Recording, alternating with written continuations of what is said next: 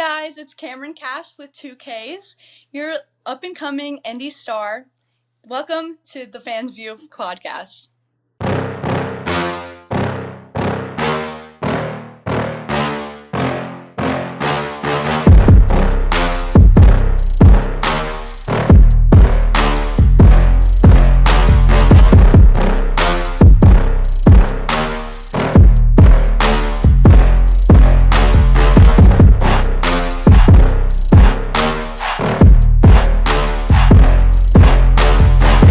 What's going on, everybody? Welcome back to another episode of the Fans View podcast.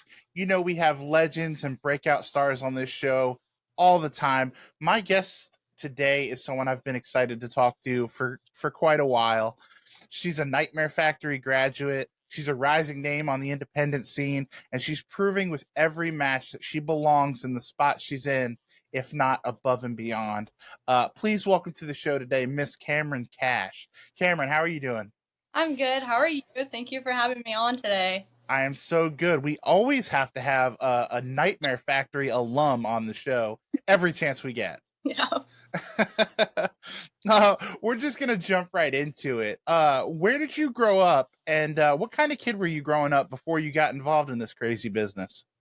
So I'm from Savannah, Georgia, or right outside of it, but I was a straight A student. I did 100 extracurriculars my entire life, like always stayed super busy. I played soccer. I started doing theater around like middle school, and then I also did strongman competitions for a long time.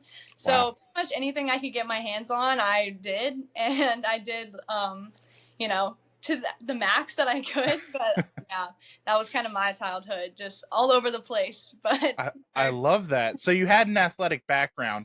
When did wrestling come into your life, at least from a fan perspective? I'd say around like middle school-ish, probably like 2010s-ish, something like that. But yeah, that's when I started watching it like more frequently and started really getting into it. Yeah. Was there a moment where it kind of clicked where you're like, yeah, I like watching this, but I think I want to do this. Like, I want to get in the ring. Yeah, so I always say, I don't remember the exact pinpoint moment, but I'd say the closest I can get is WrestleMania in 2018, and it was Charlotte Flair and Asuka's match when Charlotte beat Asuka's streak, because, and maybe we'll talk about this later too, but Charlotte is the reason and my inspiration for getting into this business as it is, and so I remember seeing that match, and it just felt different, and like I said, with my theater and athletic background, I was just like, maybe I could do that too. I mean, theater and athletic background, it sounds like you were kind of like bred for this business.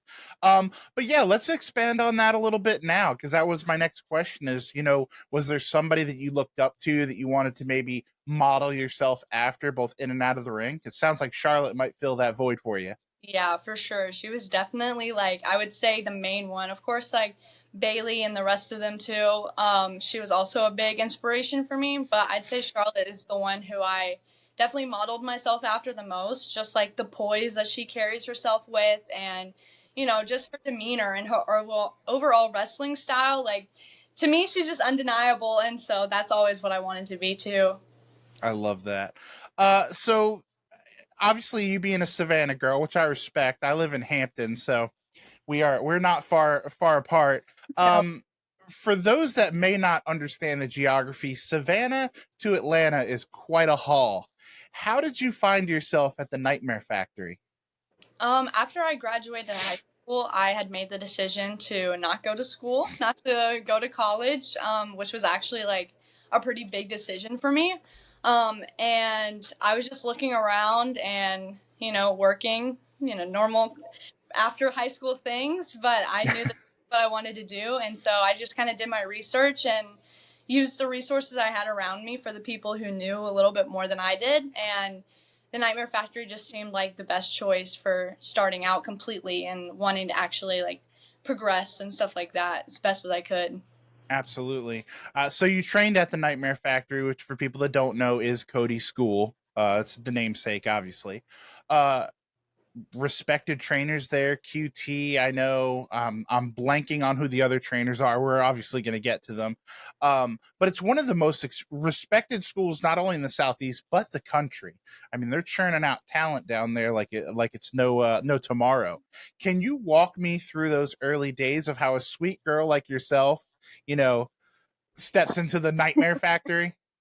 Yeah, so I definitely say I didn't know exactly what I was getting myself into. I had been in the ring a little bit before that in the Savannah area, but not just like full on everyday training. Right.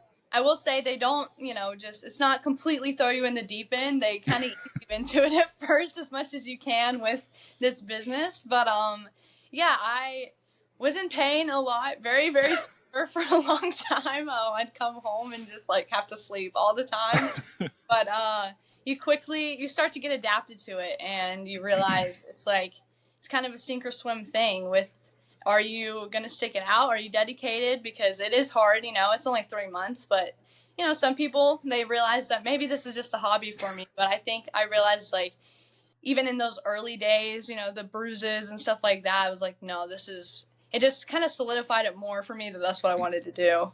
For sure. What's the culture like once you are introduced to the Nightmare Factory? In those first, maybe not the first days, but in the first couple weeks when you start to get comfortable.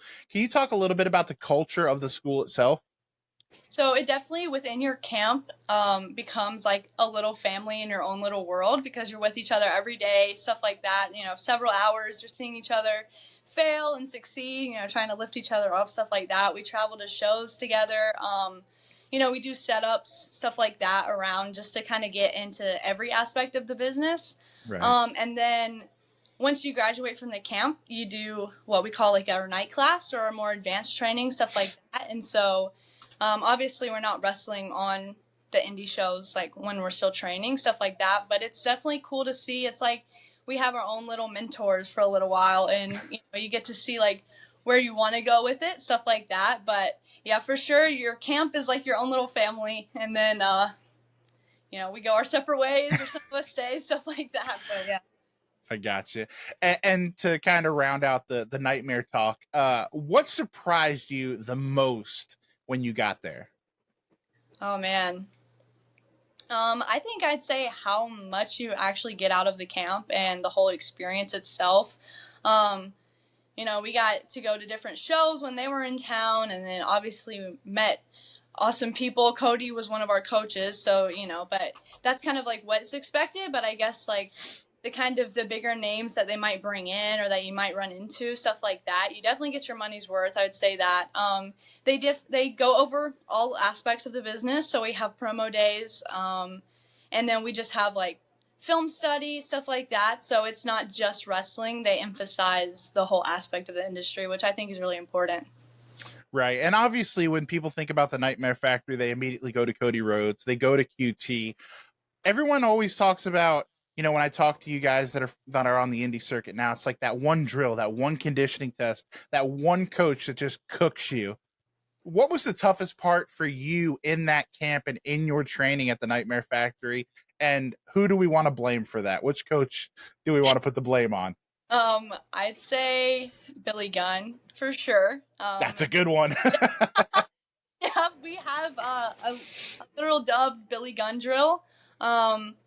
And yeah, I'd just say his intensity, he cares a lot, and he's obviously been around a while, so he's not going to tolerate anything less than your absolute max effort. But I'd say it's definitely worth it. It definitely pays off in the end.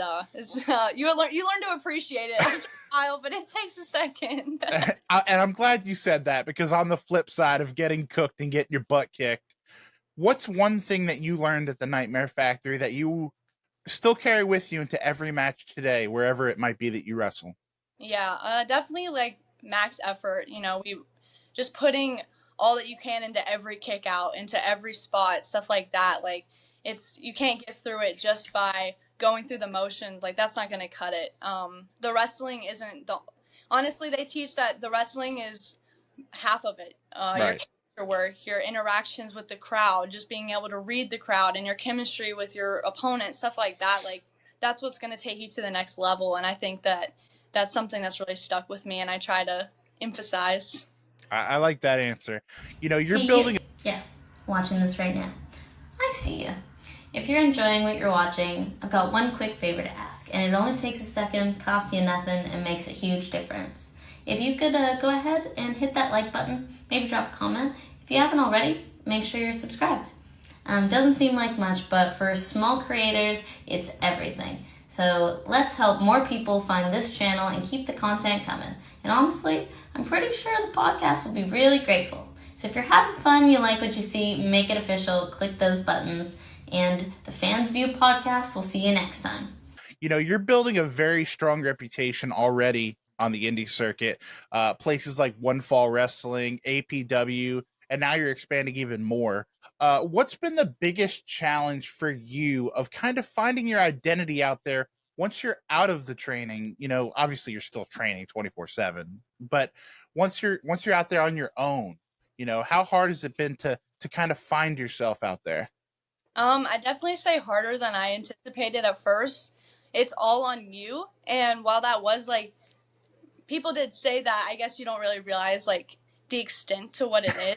You're the one reaching out to promoters or trying to brand yourself and trying to market yourself, stuff like that. And in this day and age, like we have a lot of opportunities to do that and we have a lot of avenues, but it's also a full-time job almost. Like trying to Yeah. get into the algorithm and just show up on people's feeds, stuff like that, because social media is almost everything. So stuff like that I would say is kind of harder than I anticipated it being. And there's just so many of us out there, so trying to find something that stands out that you can also relate to and feels authentic to you, like it's definitely a niche, and you're always growing and molding and trying to find that. But yeah. Absolutely. And speaking of expanding and putting yourself out there, I saw that you recently made your Canadian debut. Is that right? Yes, that Uh, is true. that is a major step for any indie wrestler, Yeah. especially one that's, so young in the business still. What's something that fans might not realize about wrestling internationally for the first time?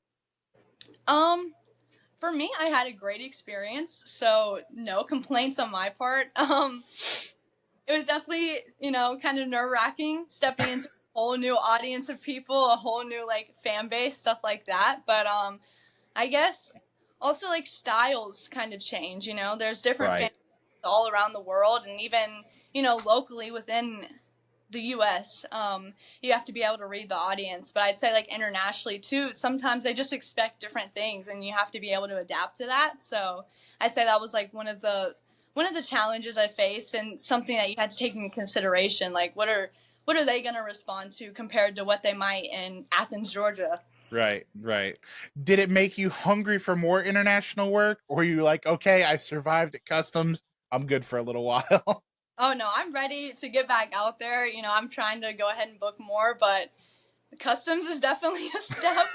You gotta make sure all of your gear gets back in one piece and all that stuff. I might have lost a few eyeshadow palettes, but it's okay. Gotta Yeah. dedicate it to the cause. I appreciate that. Uh, you have this confidence, this blend of like this southern charm, but this edge and how you present yourself. How did that character kind of develop, and how much of that is an extension of you away from the ring? I'd say it is an extension of me. Obviously, not maybe to the extent that I show, as flamboyant and boisterous as I can be. But I've just always kind of had that air, just like kind of sit back. I'm not always the most, you know, out there person in the room. I'm not gonna always do the most fancy moves or the coolest flips, stuff like that. But at the end of the day, I get the job done, and I feel like that is an extension of myself. Like I might not be the most impressive looking all the time, or the loudest, something like that. But at the end of the day, like I'm the most reliable, and I intend to do the best job that I can. Hey, Jim Ross says it best. The best ability is reliability in the wrestling business. So nothing wrong with that. We kind of touched on it a little bit. Your social media presence, while I was researching you, it just feels like it's genuine. It's not overproduced. It's not overly character driven. How important is social media to you in furthering your career? I'd say that it's very important. A lot of the people that you see, that have big followings, like I said before, like posting becomes almost an entire job in itself and an aspect of the business. And for me, I don't, just in my actual life, I don't usually go to social media all the time. I don't like to post everything. So it's become like sort of a challenge for me to just try to put out as much content as I can, but also not a challenge in a thing, like a sense that I don't like it, but just, you have to craft it to what your audience likes. But yeah, like you said, I also want to stay genuine to myself. So, if I want to post a video, I do. And this is what's big kind of thing. But yeah. I appreciate that. As we start to kind of wind this thing down, how would you describe yourself, your style, your character? Like, how would you pitch Kamryn Kash to someone who's maybe watching this and just finding out about you for the first time? I'd say she's definitely self-confident, whether face or heel. She has this air and this just sense of, I know who I am, and I'm not going to change that for you or anybody else. Wrestling style, I try to be as powerful as I possibly can. Like I said, like kind of alluding to my strongman and, soccer times, like that's just how I know how to control my body, and that's how I know how to get the job done in the ring. So that's what I go with. I'm not the most flippy and the most, acrobatic person, but I like to hit hard. I like that. Indie scene, some TV wrestling, international wrestling. You've done a lot this year and over the past couple years. What's on your short list right now as we end 2025 and we start looking towards 2026? What's on the short list of goals that you'd really like to check off that list? I'd say definitely getting more bookings outside of my area. I know I just went to Canada. We spoke about that, but I feel like I could still expand like nationally, like still in the US, and kind of get like a bigger following there first. I feel like I kind of skipped a step almost. Georgia to Canada. But yeah, I definitely say that, just like expanding my horizons as much as I can. Like you said, I'm still very new to the business, so I have a lot to learn and a lot of new experience to have. So just trying to get as many under my belt as I can. That's a great answer. Couldn't have drawn that one up any better. Like I said, we're rounding this thing off, but I can't let you out of here without asking my two favorite questions. The first of which is, this is the Fans View podcast, so I have to pose it to you. What are you a fan of outside of the business? Oh, I love to read, and I love watching The Office.